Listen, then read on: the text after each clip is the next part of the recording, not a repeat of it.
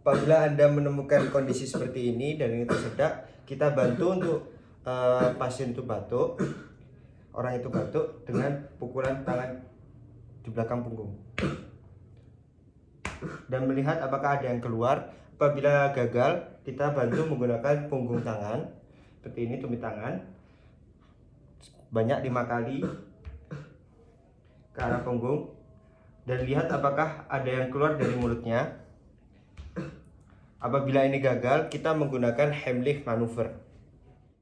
Oke, apabila kita menggunakan dua cara tadi gagal dan orang itu masih tersedak, kita menggunakan Heimlich maneuver. Dengan cara seperti apa? Kita menggunakan tangan yang dominan, itu tangan kanan, kita kepal dan kita genggam seperti ini dengan tangan kiri, kita taruh di atas umbilikus dan di bawah dari prosesus sipoideus di sini.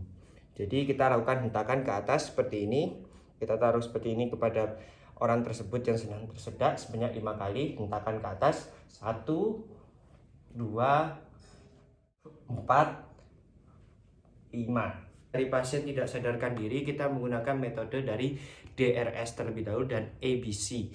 Yang pertama adalah D, danger. Danger kita harus menyelamatkan atau kita mengamankan dari penolong. Kita mengamankan dari lingkungan sekitar terlebih dahulu, baru kita mengamankan dari pasiennya. Apabila kita sudah aman, kita amankan dari lingkungan sekitar dan kita amankan dari pasiennya. Yang kedua adalah R. R adalah respon. Kita tanyakan kepada pasien atau kepada yang menghilangkan kesadaran, kita tanyakan, halo, apakah sadar? Nah, apabila tidak sadar, itu tandanya memang dari penurunan kesadaran dan tidak dalam keadaan yang awas.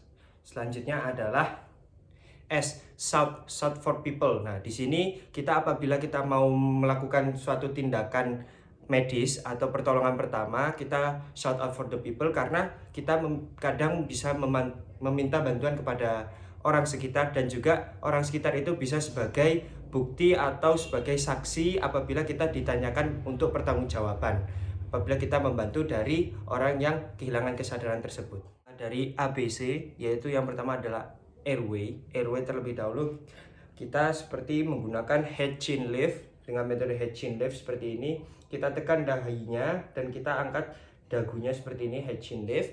Setelah itu yang kedua adalah breathing, yaitu kita memakai konsep dari listen, look, and feel. Nah, dari sini kita seperti ini, kita rasakan hembusan nafasnya, kita dengarkan apakah adanya obstruksi atau tidak, dan kita melihat dari rongga dadanya apakah terjadinya suatu pernafasan atau terjadi gagal nafas seperti itu.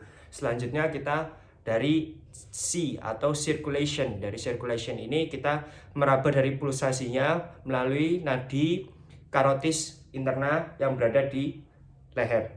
Kita rasakan apakah ada pulsasinya atau tidak. Apabila tidak ada, kita harus segera menelpon ambulan untuk tindakan emergensi.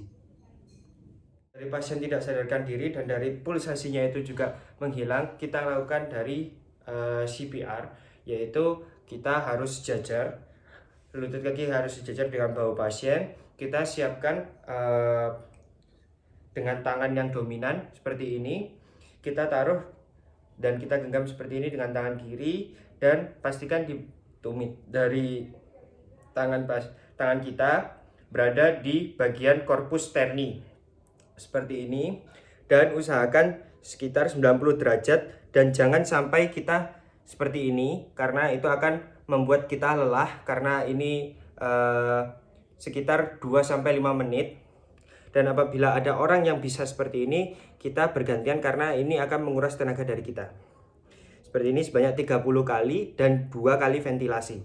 1, 2, 3, 4, 5, 6, 7, 8, 9, 10, 11, 12, 13, 14, 15, 16, 17, 18, 19, 20, 21, 22, 23, 24, 25, 26, 27, 28, 29, 30. Lalu kita lakukan ventilasi. Kita bisa menggunakan air bag valve mesh seperti itu atau kita melakukan mouth to mouth dari breathing seperti itu sebanyak 2 kali.